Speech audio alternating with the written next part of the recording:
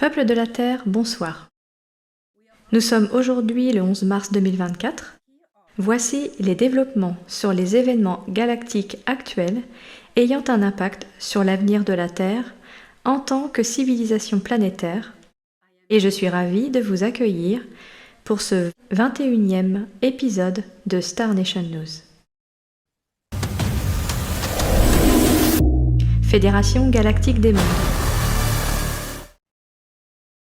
Toran Erédion, haut commandant de l'Excelsior et agent de liaison externe de la Fédération Galactique des Mondes dans le système Sol, nous informe sur la guerre des Sicars dans notre galaxie.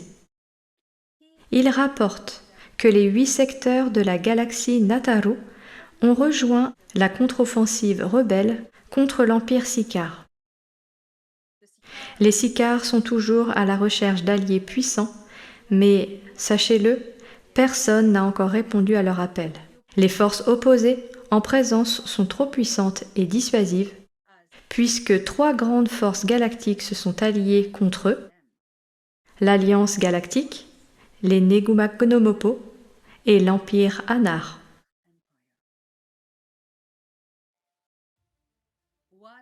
Ce qui nous préoccupe dans notre secteur galactique, c'est l'implication potentielle d'anciens alliés des Sicars, dont le plus connu est la Flotte Noire. Cependant, et ce n'est pas surprenant après tout, la Flotte Noire n'a pas encore pris parti pour ses anciens alliés Sicars. Leur politique bien connue consistant à couper un membre infecté, comme ils disent, s'avère être en notre faveur. La Flotte Noire n'aidera jamais les Sicars à ce stade, car il s'agit essentiellement d'une corporation militarisée. Il est dans leur intérêt de continuer à commercer et à s'allier avec les principaux collectifs et organisations de la galaxie. La Flotte Noire ne sera donc pas un problème dans la guerre contre les Sicars. Les Tal Shiar d'Alcyone et la corporation Akori ont également laissé tomber les Sicars, pour les mêmes raisons. Jamais, dans l'histoire de cette galaxie, l'Empire Anar n'a offert son aide et allié ses forces à une autre organisation. La Fédération Galactique des Mondes a traité avec l'Empire Anar dans le passé, lorsque notre organisation a commencé à prendre de l'importance sur la scène diplomatique galactique. Depuis lors, il existe un lien particulier entre les Pléiades, berceau de notre organisation, et les Anahim.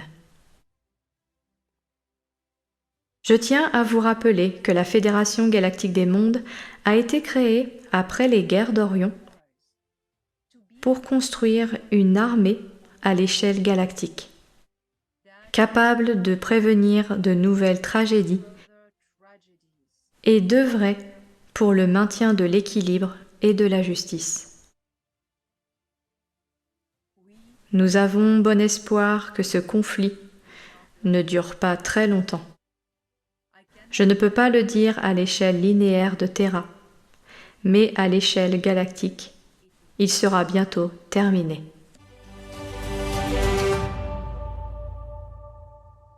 J'ai demandé à Toran Erédion où en était la situation sur Luna, concernant les capsules d'hibernation de l'équipage qui avaient été récemment replacées dans la salle de commandement centrale de la Lune de la Terre, et voici ce qu'il m'a répondu. L'équipage original de Luna a été placé à l'intérieur de l'unité centrale. Ils ont été soigneusement téléportés, un par un. Ils sont 17 au total et transportent des consciences plasmiques intriquées à ces chrysalides. Elles n'attendent pas un corps à habiter, elles existent en tant que telles. Elles sont très anciennes et font partie des races bâtisseuses. Leur état d'existence est l'ultime étape franchie par le voyage d'une âme, juste avant qu'elle ne fusionne avec la source. Ces êtres n'existent que dans des lieux les plus anciens de la création. Ils sont particuliers. Le moment venu, ils s'interfaceront avec la conscience centrale et l'activeront. Mais ce n'est pas encore le cas. Je ne sais pas combien de temps nous devrons attendre, mais à mon avis, pas très longtemps. Les Coldassi se sont manifestés et nous ont donné les codes d'accès au noyau de Luna. Il sera bientôt temps de diffuser les connaissances sur les bâtisseurs. Ton expérience, Helena, sur Neptune, lorsque tu les as rencontrés, sera divulguée au moment opportun. Pour cette raison, je ne peux pas en dire plus sur ce que nous avons découvert sur la lune de Terra.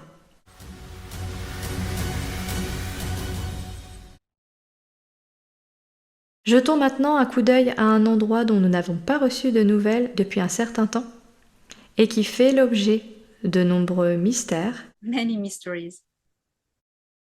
La grande nébuleuse d'Orion. Conseil d'Al-Nilam.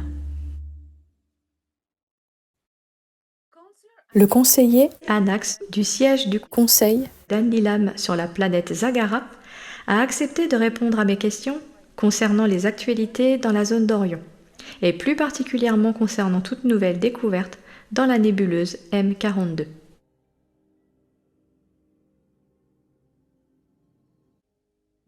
La nébuleuse Uru-Anna, qui s'étend de 1344 à 1500 années-lumière de Terra, où vous vivez,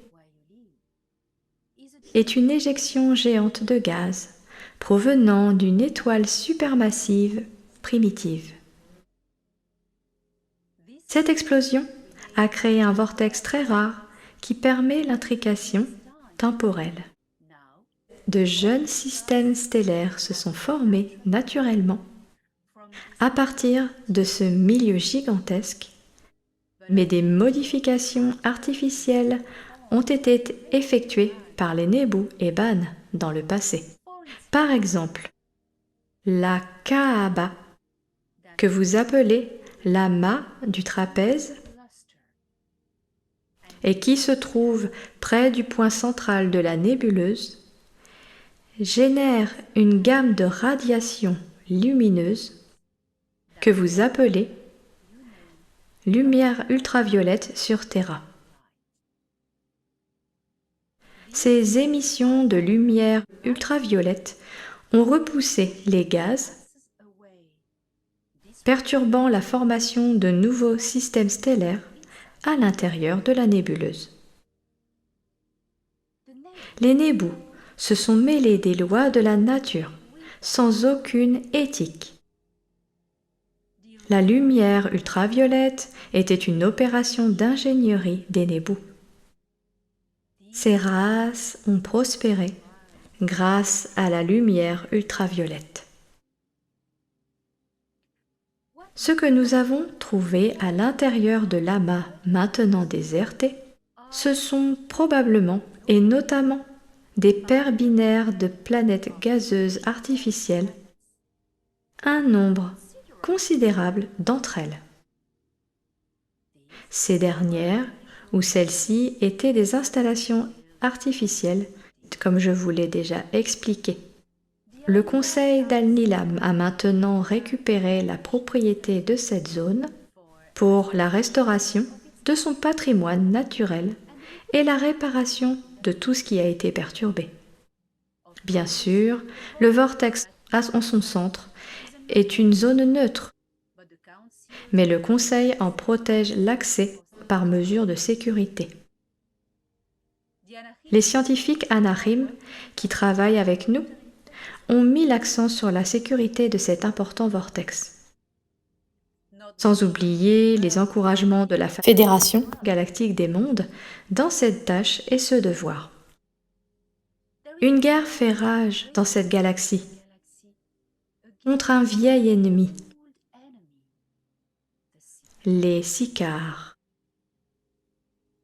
Ils essayent de communiquer avec l'extérieur pour recevoir de l'aide Mais l'Alliance galactique scanne tous les points d'accès interdimensionnels à Nataru et en ce moment, personne n'entre et personne ne sort non plus.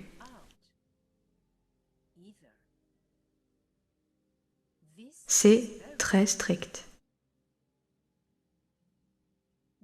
La Kaaba, ou l'amas stellaire central du trapèze, qui est en réalité un cube, habitait autrefois la super reine de la ruche Nebu. Lorsqu'elle a été démantelée, parce qu'elle était profondément ancrée dans la structure morphogénique de la région, un grand déséquilibre s'est produit et, depuis lors, nous travaillons avec ardeur à le réparer. Cet endroit est d'une grande beauté et il sera restauré à son plein potentiel. L'étoile Bételgeuse et son système planétaire sont maintenant stabilisés. Nous pouvons donc diriger nos efforts vers l'amas. Nous y avons découvert beaucoup d'autres choses, comme des superstructures d'alimentation électrique flottant dans l'espace. D'immenses spatioports déserts avec des flottes encore amarrées, cachées dans les nuages de gaz de la nébuleuse. Des planètes artificielles et un cube intéressant à l'intérieur de l'amas Kaaba lui-même, qui était l'accès à la super reine de la ruche. Je t'y emmènerai un jour, quand l'occasion se présentera. Et je sais, nous savons tous ici qu'il y a encore beaucoup de nouvelles découvertes en cours, cachées dans les voiles de la nébuleuse. Je suis Anax, parlant au nom du Conseil d'Al-Nilam.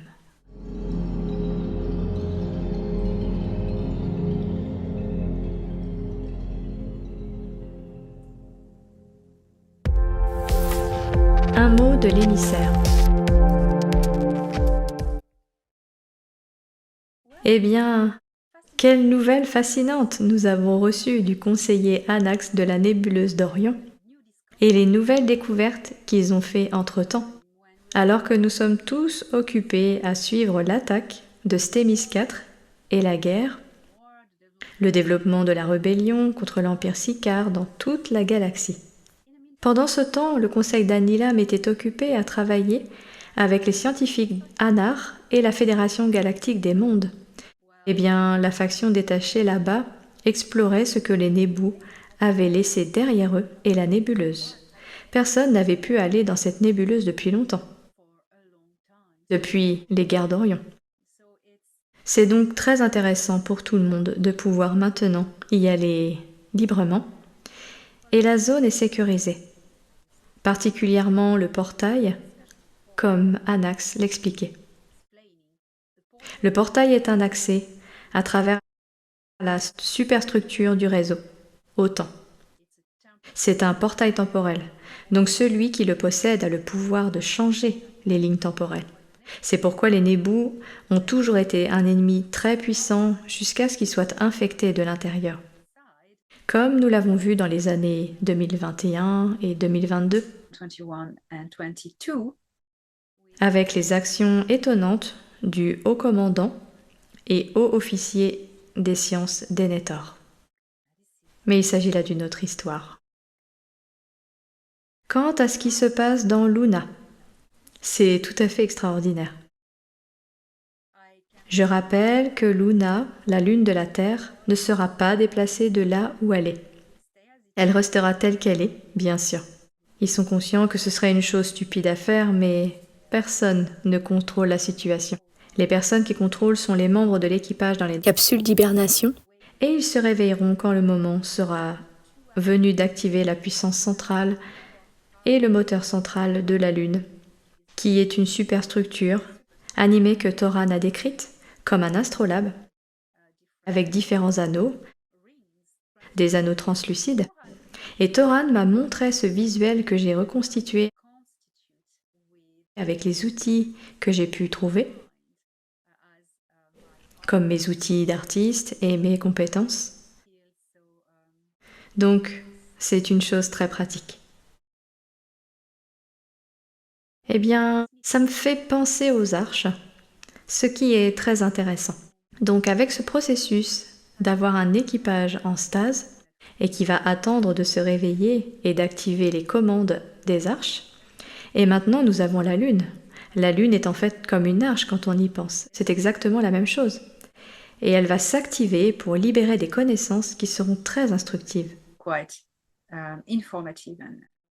Et nous ne savons pas encore de quelle manière la conscience centrale de ce vaisseau libérera ces connaissances. Donc nous attendons tous avec impatience de voir ce qui va se passer. Cette édition de Star Nation News a été très instructive. Je pense que les sicars, tels que cela a été décrit par Thoran et Rédion, sont là pour recevoir de grands coups, une grosse gifle. Et vous savez que vous avez entendu ce que nous avons vu. Et je vous retrouverai la semaine prochaine pour un nouvel épisode de Star Nation News. Attachez vos ceintures, nous avançons sur Terra en tant que civilisation planétaire. Et 2024 est une année très spéciale dans l'histoire de la Terre. À la semaine prochaine.